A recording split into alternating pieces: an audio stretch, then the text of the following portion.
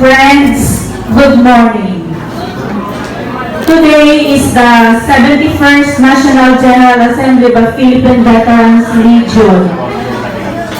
Together with the General Assembly, medical mission is ongoing. It started at around 7. It's still ongoing for those who haven't been consulted. Dr. Ibarra is still in the area outside. To start off, may I request our National Commander for the opening prayer. May I request everybody to stand.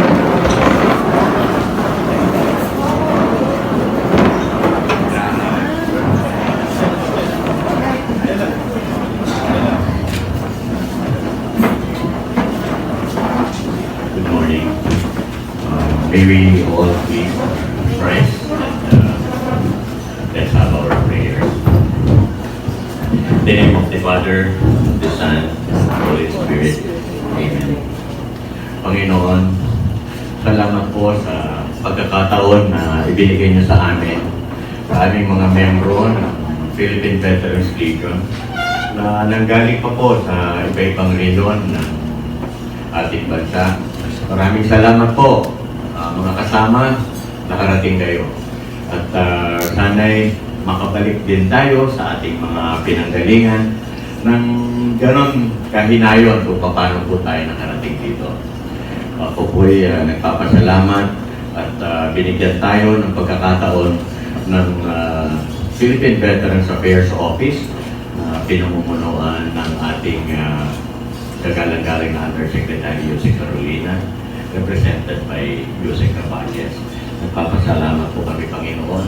Kami po ay ginagabayan ng aming mga pangalawang ama sa pamumuno ng Defense Department, Yusek Carolina, at Defense Secretary Delphine Lorenzana and Yusek Carolina, Yusek Mapago, at Yusek Caballes. Marami pong salamat. Ito po ang ating pagkakataon para pasalamatan ang lahat ng mga biyaya na natanggap ng organisasyon. Ang Panginoon, patuloy niyo po kaming gabayan sa aming mga minimithi, sa aming organisasyon, sa aming bayan, sa ating mga naunang veterano, at sa ating mga planong minimithi para sa ating organisasyon, at sa ating mga minamahal sa buhay na sana'y maging mapayapa at mabigyan tayo ng mas malaya at mas masaganang kinabukasan. Marami pong salamat. God bless you at advance. Merry Christmas sa lahat. God bless you. Good morning.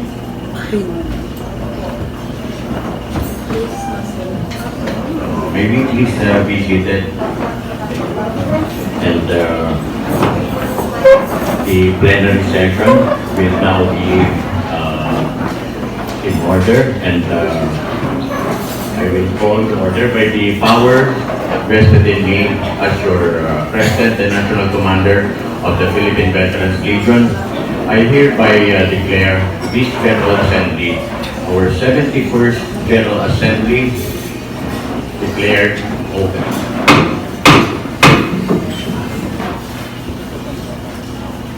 May we call on our Vice President, Veteran Julius A. Magno, for the roll call among our members of the team. Maraming pong salamat, Commander.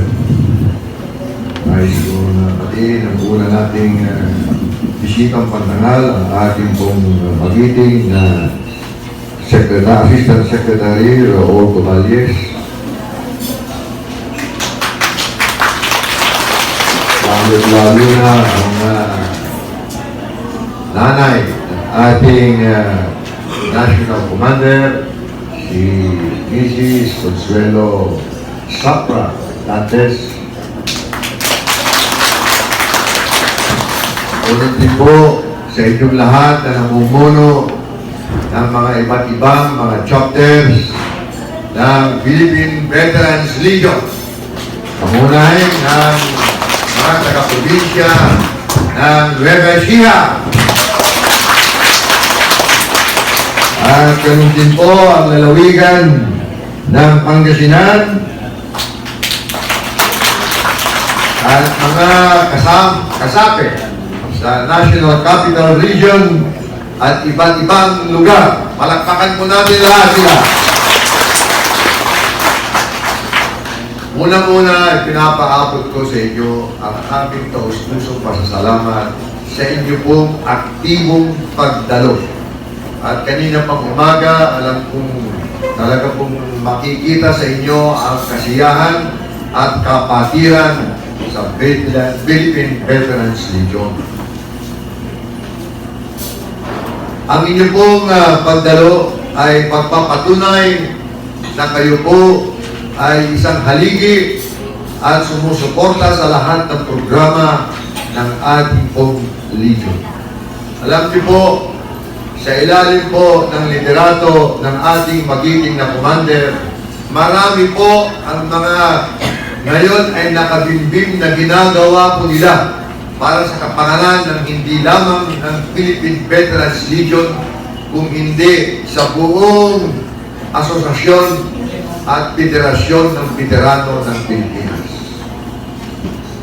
Pinaparating ko po sa inyo na sa silong ng administrasyon ng ating commander, nabigyan ng kulay ang ating Philippine Veterans Legion sa paghikayat o pag-appoint sa kanya bilang isang opisyal na tumutugis at na pumaplano ng mga programa hindi lamang ng Philippine Veterans Legion, hindi lamang ng Veterans Federation of the Philippines, kung hindi mga sangay na mga samahan ng veterano.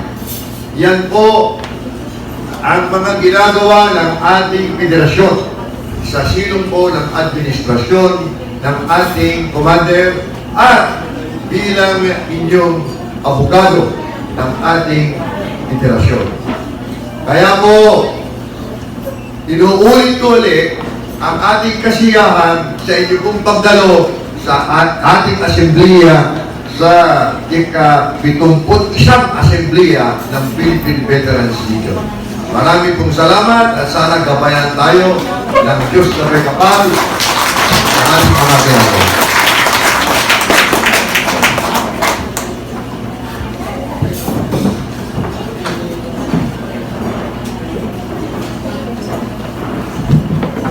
Susunod na po dito yung report ng buong Philippine Veterans Legion, pangunahan siyempre ng ating National Commander. The report will be on finance, activities for the year, plans and programs for 2020, at iba pang accomplishments ng Legion. Sir Marlon Dantes. Thank you sa malakas yung palakpakan. Okay, at this point, we also would like to recognize the arrival of Commander Madayag, Commander Ricardo Madayag.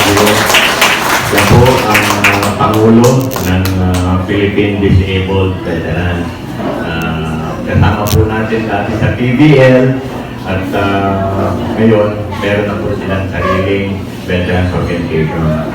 Magandang umaga, Commander Madayag.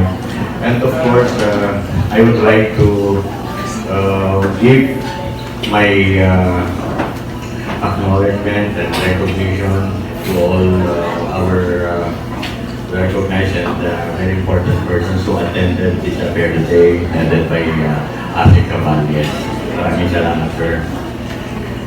I also would like to thank Dr.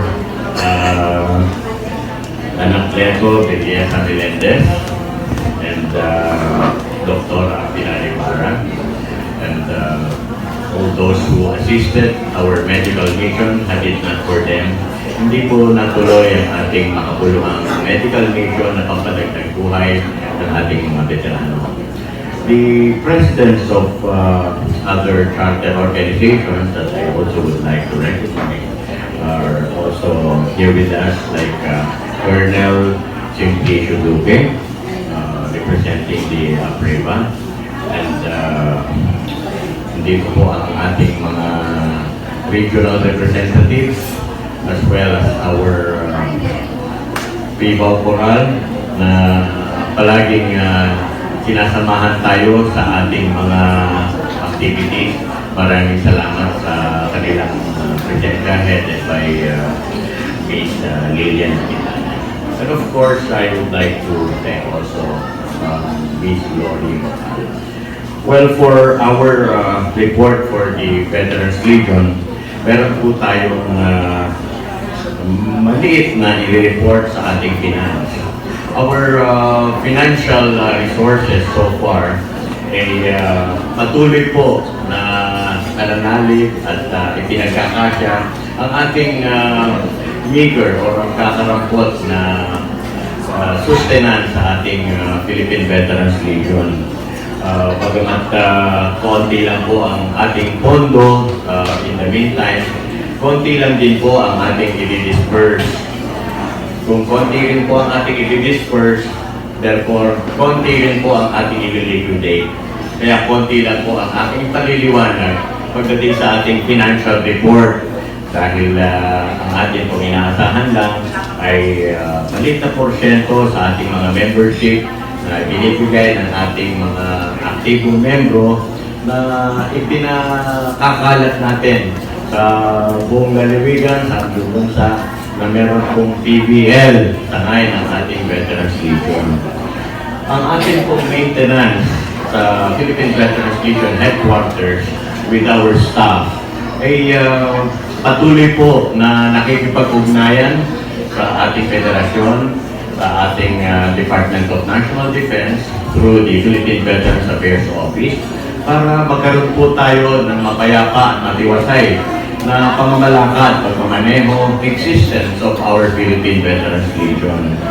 Meron din po tayong maliit na tinatanggap para sa ating mga maintenance, administrative and operational expenses for our national headquarters.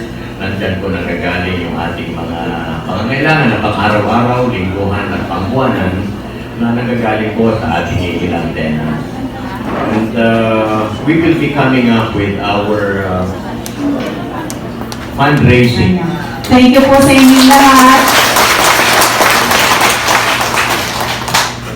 Para po ipagpatuloy ang ating programa, tinatawagan ko po ang Pibaw Coral para sa singing of National Anthem.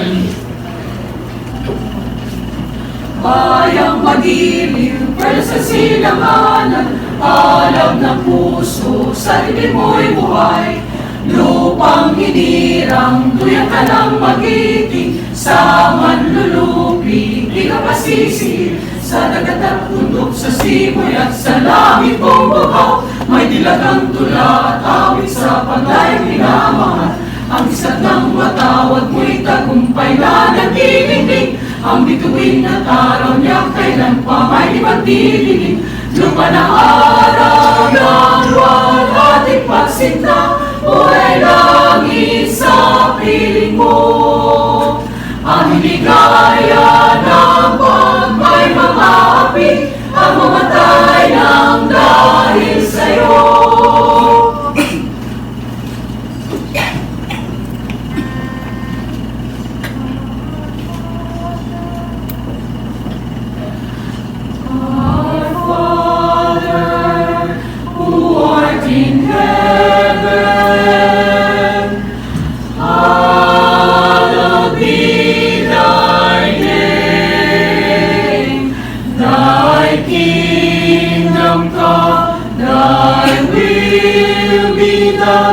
On earth as it is in heaven. Give us this day our daily bread, and forgive us our trespasses, as we forgive those who trespass against us. And lead us not into temptation, but deliver us,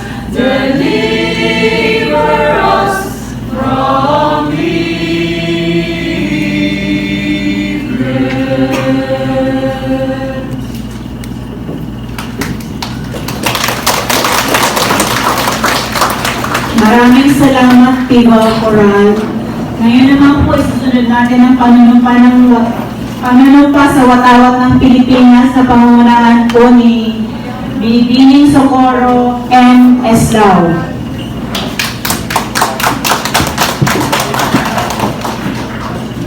Tayo purified na natin. Taas natin maraming para sa panunumpa sa utama.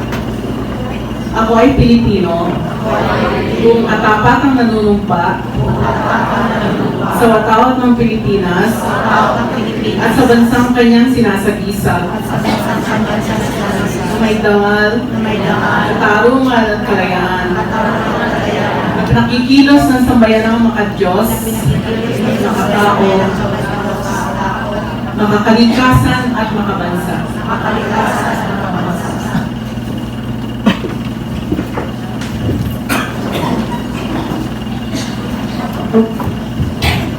For the welcome remarks, may I call on Attorney Julius Magno, the Vice National Commander. Again, this would be my third time to speak and to continue as fast as possible that our intention here to promote the SME in coordination with the Office of the President and the newly designated Secretary on Small and Medium Enterprises, Honorable Joey Concepcion.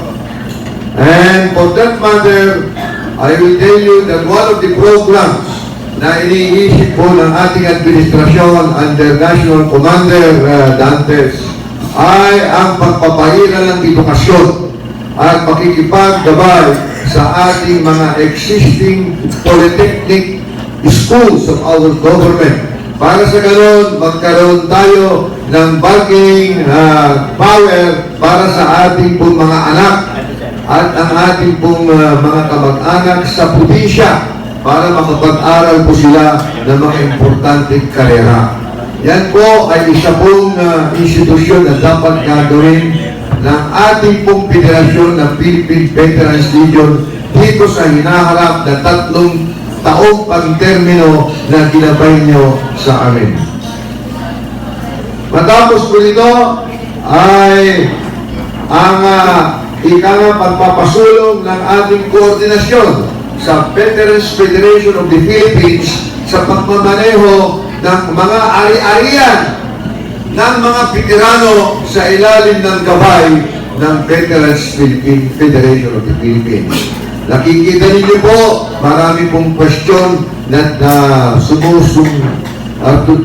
tumutubo dahil po sa pag-administrasyon ng inyong pong pag-aari, ating pong pag-aari na nasa ilalim po ng Veterans Federation of the Philippines. Diyan po, magkakaroon ng aktibong pagdabay ang ating pong commander. Maraming salamat po. Bilang kautusan para sa akin na iharap ko sa inyo ang ating pong bisitang pandangal sa kanya pong pananalita. Ang ating pong Assistant Secretary Raul Caballes.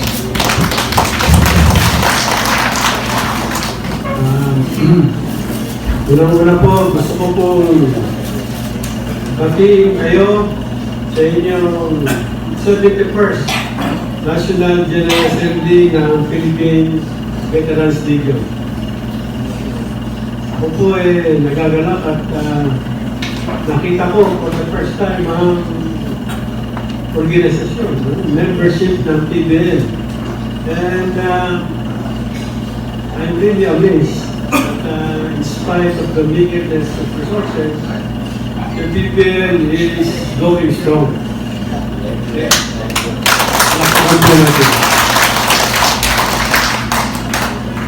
At really, it is an accomplishment that your president, your national commander, si Marlon Dantes, is now the head ng mga charter organization representing different charter organizations sa Executive Board ng Supreme Council ng Veterans Federation of the Philippines.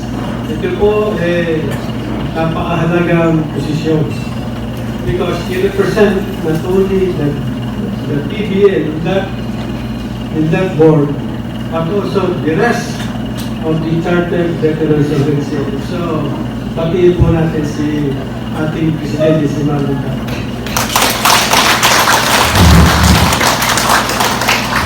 At ako po ay nagagala kapag sa araw na sa umagang po ito, nandito po yung 5 heads ng charter organization na Testigas. Okay, wala ko na po si Veteran Philippine, ng Eastern Central Luzon Guerrilla Association, Veterans Association of the Philippines, si Taki Tasco.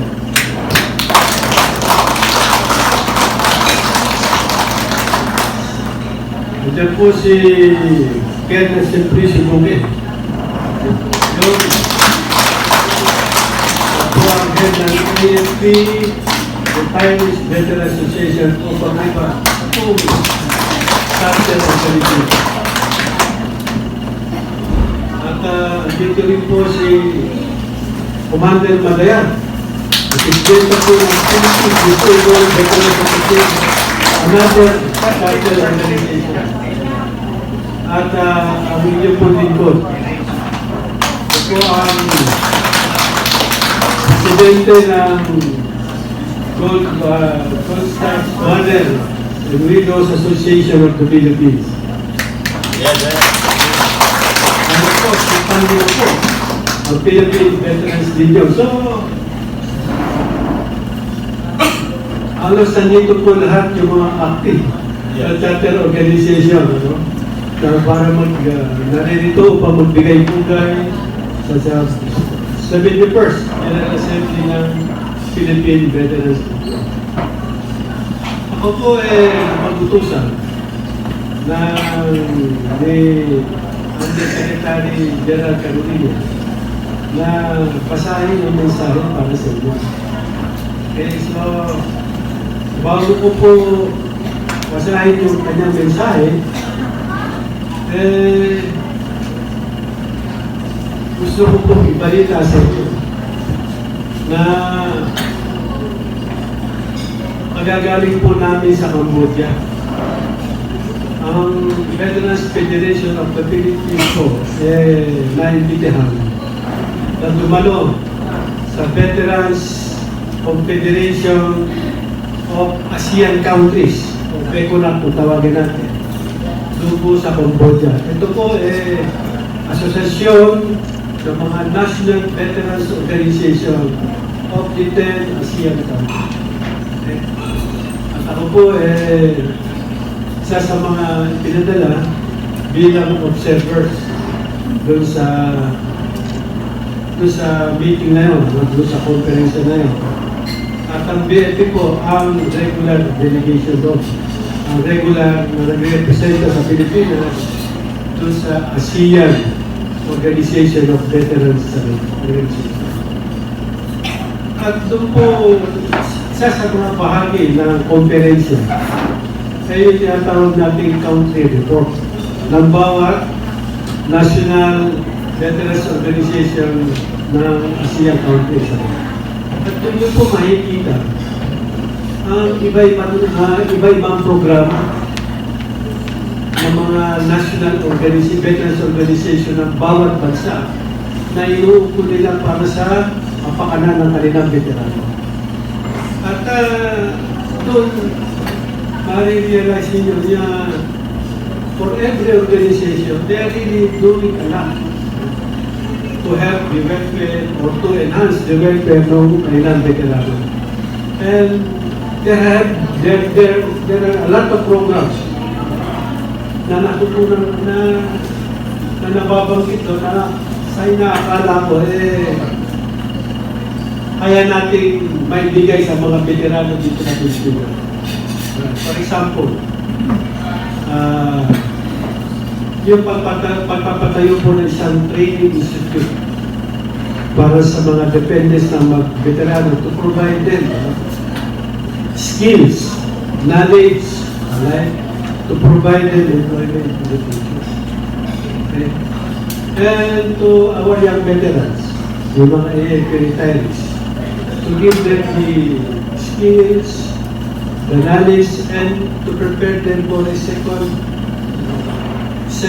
life after retirement, a second career, okay, which they could use for additional employment for the benefit of their family. Another program is yung household assistance na ibinibigay ng Cambodia Veterans Association doon sa mga veterano nila. Tatawag nila household assistance. And ang kailang programa na yun is to give about $50 per household veterans as a form of assistance to them. And we were invited to contribute to that effort. So yung BFP ko, pamumunan ni General Aurelio, ay nag-donate po ng $1,000, right? Para sa kapakanan ng mga kapwa natin veterano sa Cambodia. Another program na in-envision na nakakita ko doon is yung pabahay para sa mga veterano. Housing, okay? Para sa mga indigent veterano. And another is yung tinatawag natin preferential loan. Right? Providing loans to the veterans at a very low interest rate. So, yun yung makikita na marami palang programa na pwede natin may tayo dito para sa pakanan ng ating mga veterano at mayaangat natin yung antas ng kanilang pamilya. Of course,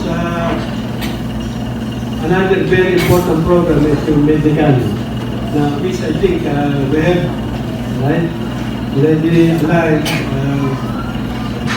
for the welfare and benefits for the health of our veterans. So, yun po, lahat na yan ay aming pag-aaralan sa executive board.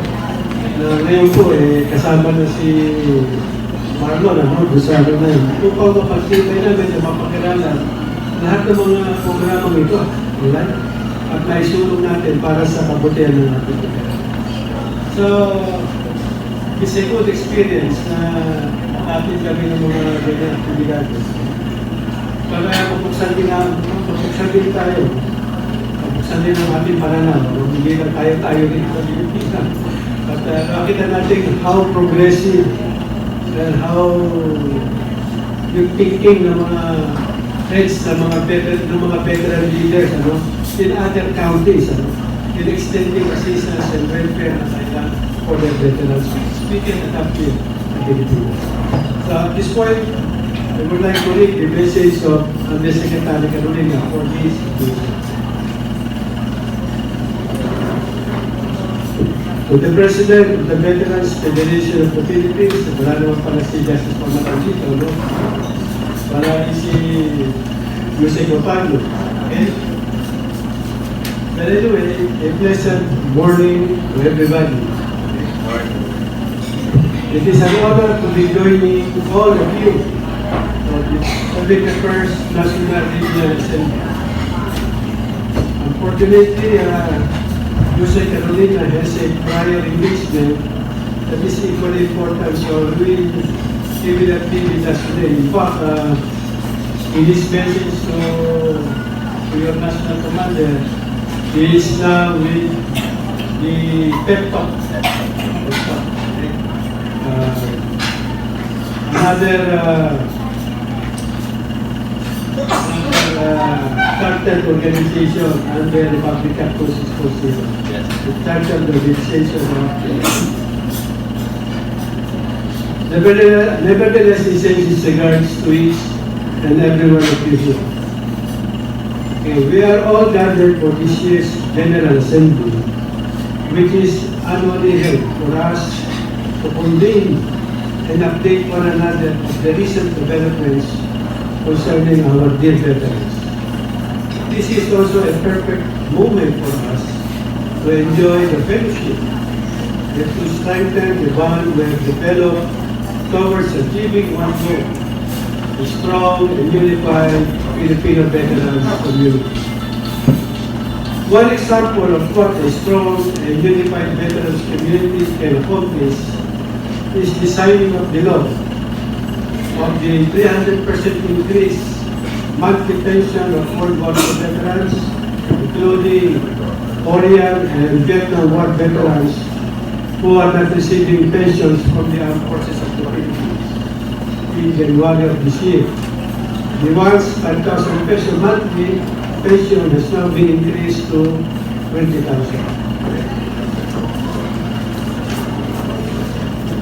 At this point, we would like to recognize the arrival of Judge Gasime.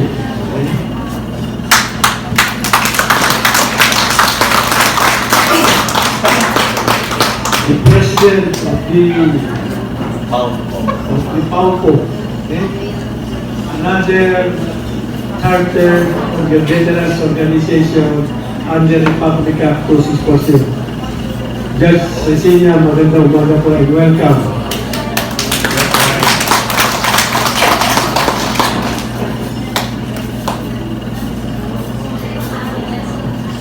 To continue, PIBAO has also initiated House Bill 99, or the Philippine Veterans Affairs Authority Bill, which proposes to integrate all offices on veterans welfare into one organization, thereby bringing PIBAO to the Philippine Veterans Affairs Authority under the office of the President. The self-development will give the agency more autonomy and will allow for a harmonized effort toward generating and maximizing financial resources, facilities that supports all veterans welfare programs. In other words, the proposed Philippine Veterans Affairs Authority envisions to integrate all agencies of government providing assistance to the veterans, so that the integration will harmonize all efforts in providing for the welfare and well-being of the veterans. That is the intention. Also, Justice remember the inauguration of the new Veterans Memorial Medical Center Heart Institute, Stone and Prostate Center, and Surgical Intensive Care Unit was held. In other words, ngayon po sa BMMC, meron ako Heart Institute. So, yung may mga veterano dyan, may karamdaman sa puso, and pwede na kayo pumunta dun sa BMMC ngayon, and they already have the capability to treat heart ailments. Not only that, including po yung stone and prostate sicknesses ninyo or ailments. Ayaw na po rin.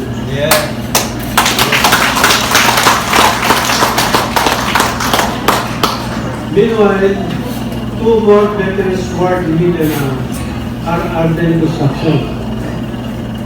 The first one is in the Southern Philippines Medical Center in Davao City, and the other is in Northern Mindanao Medical Center in Misamis Oriental. Okay, kung natatandaan niyo po, yung Republic Act 65 provides for the establishment of veterans ward sa mga government hospital dun po sa ating mga probinsya. Kasi po, yung ating Veterans Memorial Medical Center ay isa lang nandito pa sa Metro Manila.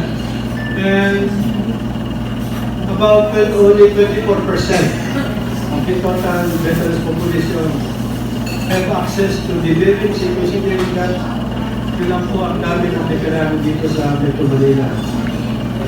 While the rest of the 76% are in the rural areas, yung mga veterano natin. That's why we are extending, right, yung medical programs natin in the activation of veterans ward in these provincial hospitals to cater to the medical needs of our veterans. So we have started this program, and right now we have memorandum of agreements between the Southern Philippines Medical Center doon po sa Davao City and doon sa Northern Mindanao Medical Center doon po sa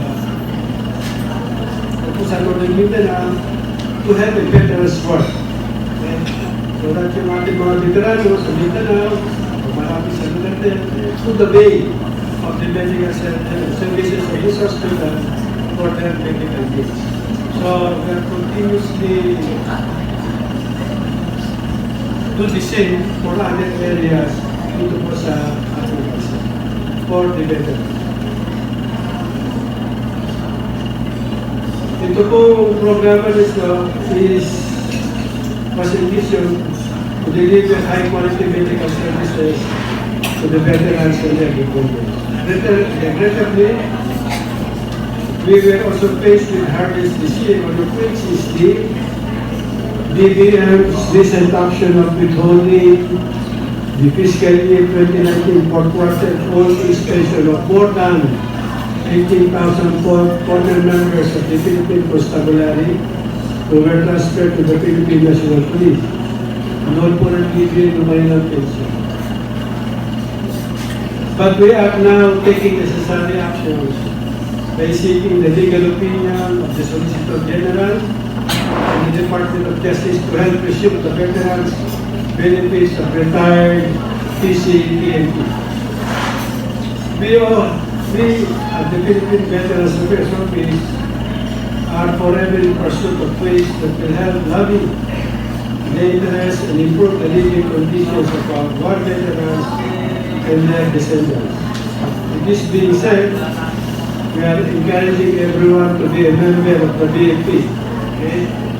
For you to fully take advantage of the veterans' benefits you so deserve. This year might have been both effective and challenging for us. Still, we remain consistent in advancing the welfare of our veterans and optimistic for the future endeavors of the PGM and the Philippine Veterans Affairs Office. Yun lang po, maraming po salamat po magandang umaga po.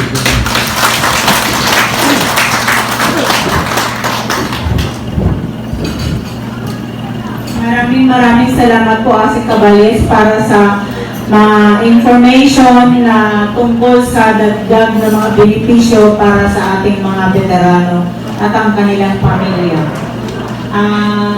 Ngayon naman po, tinatawagan ko muli si Asik Cabales para po sa oath of office ni National Commander Marlon Z. Dantes.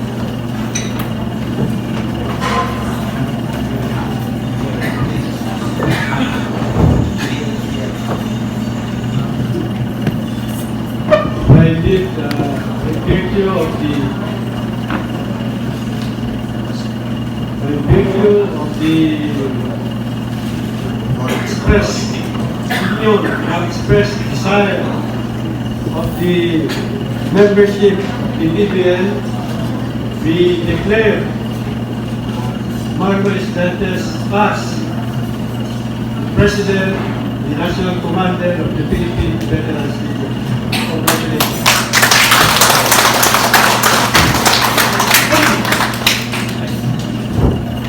Your acceptance speech, please.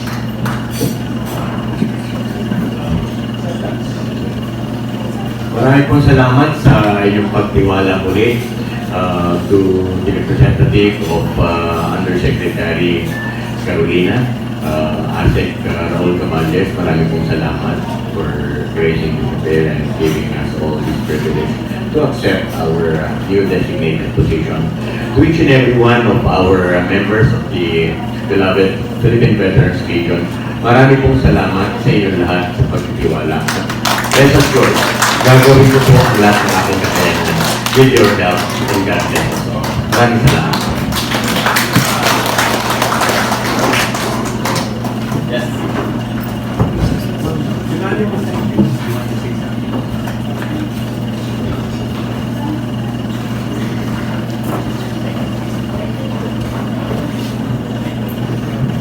Congratulations again, National Commander Marlon Z. Dantes.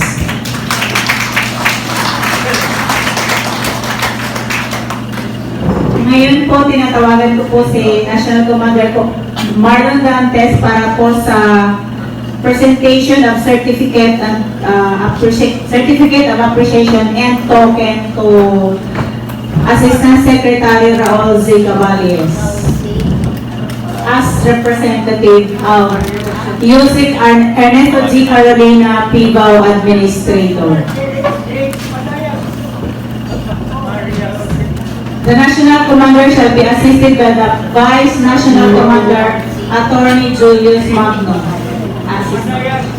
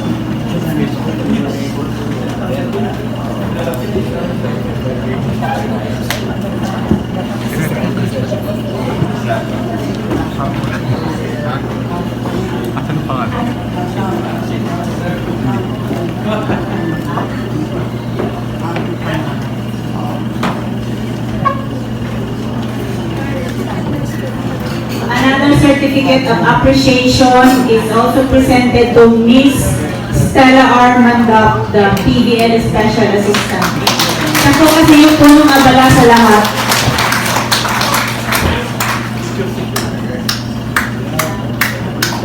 Ibigay daw ang PBL pag wala si Ma'am Stella.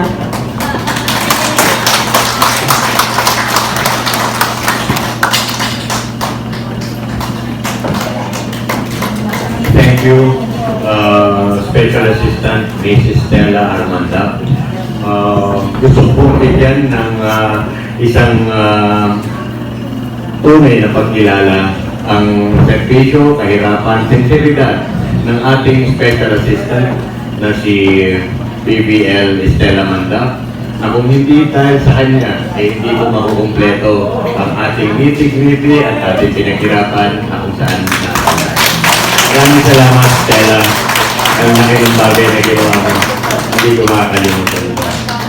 How nice of you. Thank you very much and may you be blessed and the rest of the BBL. Salamat. Advance happy birthday. Oh yes, advance happy birthday pala. Happy birthday to you. How old are you? Oh, yeah. Sige, mamaya na sa atin. Okay. This time we will have the ceremonial na lang po kasi this was already given last October. The Congressional medal, gold medal to the late Francisco Tizon Millendez Sr. This award will be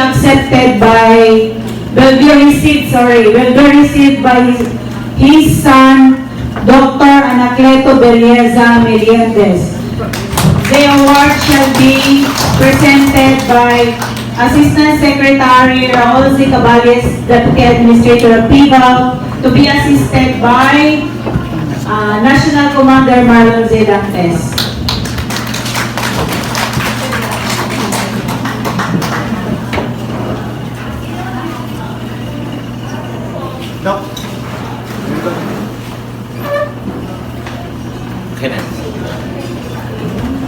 Excuse me, sons and daughters po? Sons and daughters. Kailangan pa sa kanya po. Mami.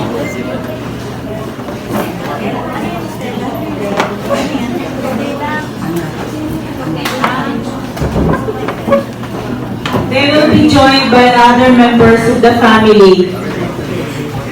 He will be joined rather.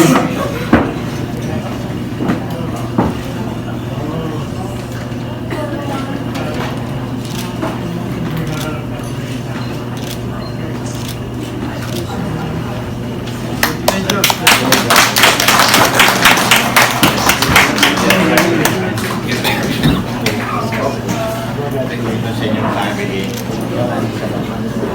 isang karangalan para sa pamilya.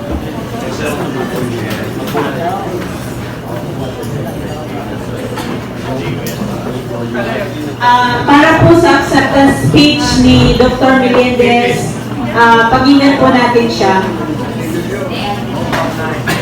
Maraming salamat. Unang-unang papasalamat ako sa Philippine Veterans Legion na pinamumunuan ng ating National Commander Marlon Dantes, ang ating mga magiting at kasundaluhan ng ikalawang higmaan, mga anak, distinguished guests, magandang kakali po sa inyo lahat. Mahalaga po ang araw na ito dahil ito po ang kaarawan ng aming minamahal na ama. December 17, he was born 102 years ago. Siya po ay isang magiting na Second World War II guerrilla veteran kung saan siya ay nagsilbi bilang isang medic na umaasiste sa mga magagamot, mga nurses at midwives para gamutin yung mga sundalo ng nakarang digmaan, mga pamilya na nagkaroon ng malaria. Siya po ay tumutulong na gamutin mga sundalo, pamilya noon na nagkaroon ng cholera. Siya po ay nakatulong bilang isang medic. Medyo maganda ang kwento ng aking ama. Siya po ay napakabait na kapatid dahil ang kanyang nakababatang kapatid ay binugbog ng hapon, isang USAP surgeon. At ang kanyang asawa na si Corazon Belleza ay nabiyuda at inasawa ng aking ama, yung biyuda ng kanyang nakababatang kapatid. Nagkaroon po sila ng 6 na anak at ang pinakamatandang kapatid po si Francisco Millendez Sr. na nagaling pa sa American Island dito. Nasa likod po siya. Bigyan po natin ng palakpak. Sa unang asawa ng aking ina doon sa aming tiyuhin na si Rufino ay nagkaroon po sila ng isang anak. Ang pangalan ay Celeste. Siya po ay isa sa pinakamatalinong estudyante sa Mapua Institute of Technology kung saan pinadala siya sa abroad upang mag-masters. Sa kasabiang palad, siya po ay namatay noong March 27, 2003 sa edad na 57 years old. Siya po ay muntik lang maging Regional Director ng Department of Public Works and Highways kung hindi siya namatay. At ito nga ang aking pangalawang kapatid na siya naging gabay ng aming pamilya, isa ring engineero, isa ring civil engineer. Yung pangatlong anak ko ay isa ring engineer, civil, isang electronics and communications engineer na hindi nakadalo na sa Davao City.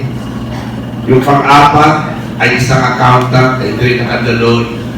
At yung pang-5 yung aming kapatid na babae na si Cynthia, at pumunta rito sa harapan, isa ring accountant. Yung pang-anim ay isang abogado na nakabase ngayon sa Davao City, hindi rin nakarating. At ako po ang bunso, kung saan hindi ginamit ng aking ama yung kanyang educational benefits at ipinaubaya na ako ang gagamit.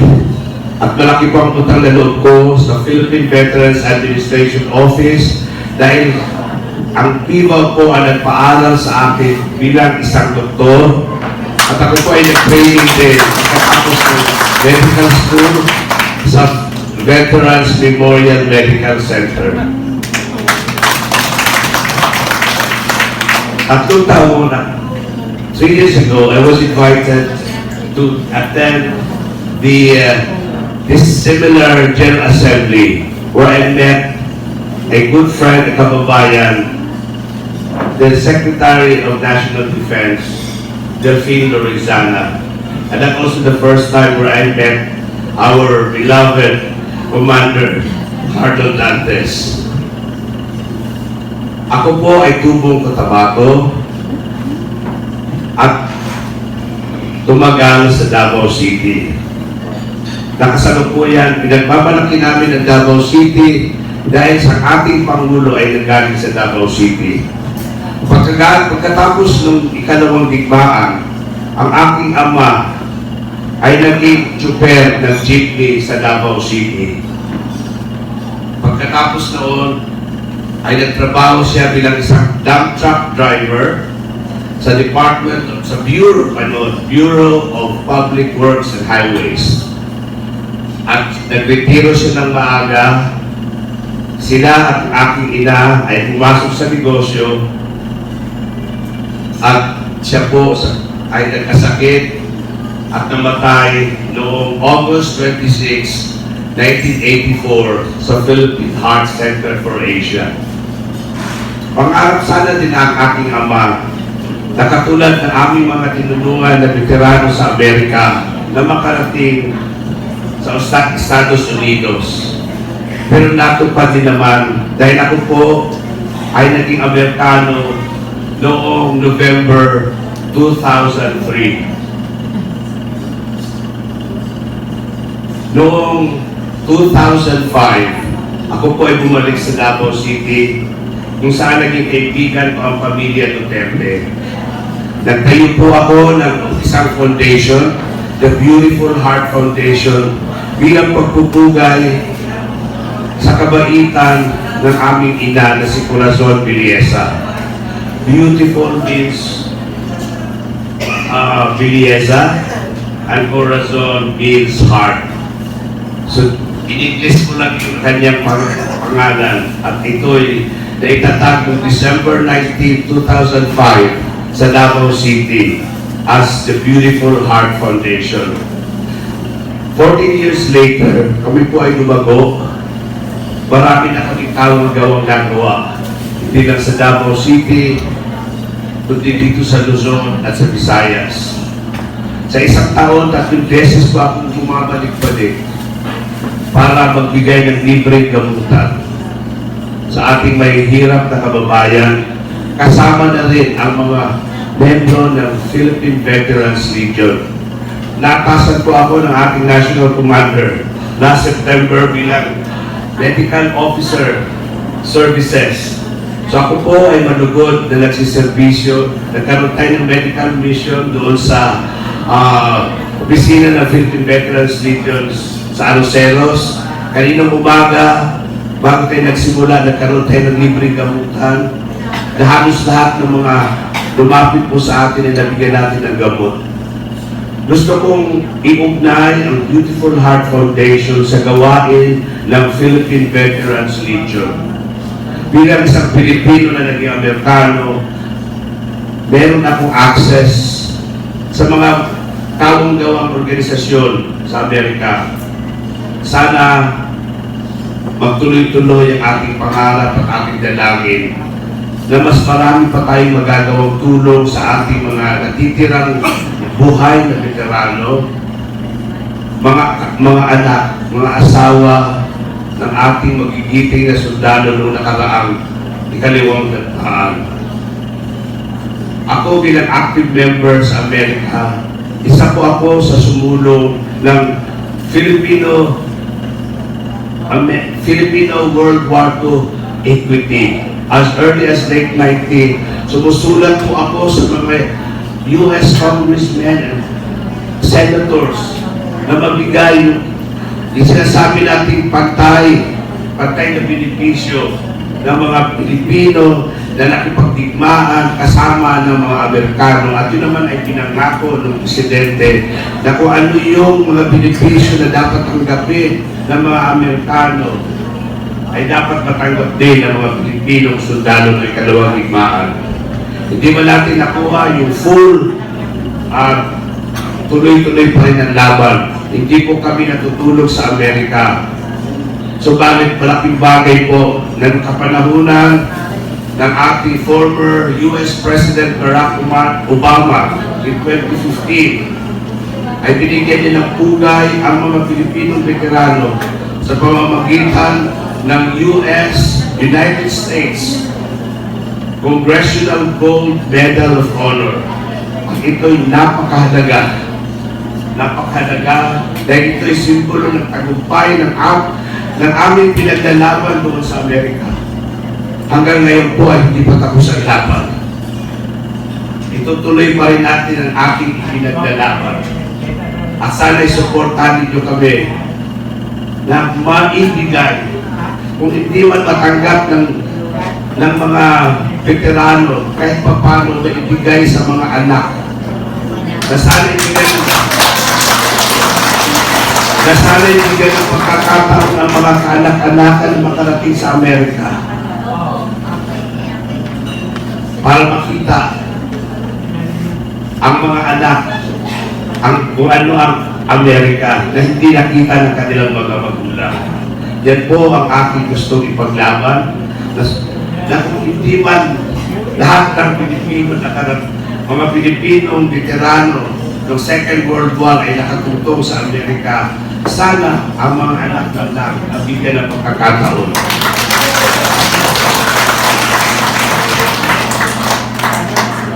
Kanina merong isang chapter na lumapit sa akin kung pwede doon mag-medical mission. Uunahin ko ang pamilya ng mga veterano pagdating sa libreng gamutan. Subalit ako po ay nag-iisa lang, so kailangan lang natin planuhin. Kung hindi man agad-agad, lalagyan natin ng schedule na maikot ko yung iba't ibang chapters ng Philippine Veterans Legion sa buong Pilipinas sa mga pamagitan ng medical missions. So wag lang po natin madaliin, ilagay lang natin sa schedule.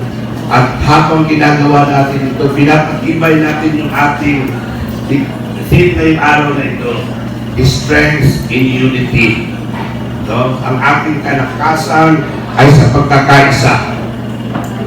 So magkaisa po tayo sa ating ginagawa, sa ating pagmamahal sa ating kapwa. Magkaisa po tayo sa ating dalangin sa Panginoon na tayo po ay gabayan at bigyan pa ng maraming biyaya. Gusto kong tapusin ang aking talumpati ng isang pagbati ng pagmamahal at maligayang Pasko at maligong bagong taon. Maraming salamat po.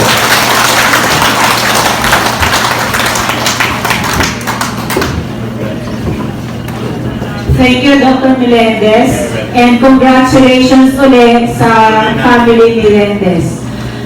That ends our program. Isusunod na po natin ang ating lunch. I-serve po sa bawat table, kaya maupo na lang po tayo. Maraming salamat sa ating mga guests at sa ating lahat.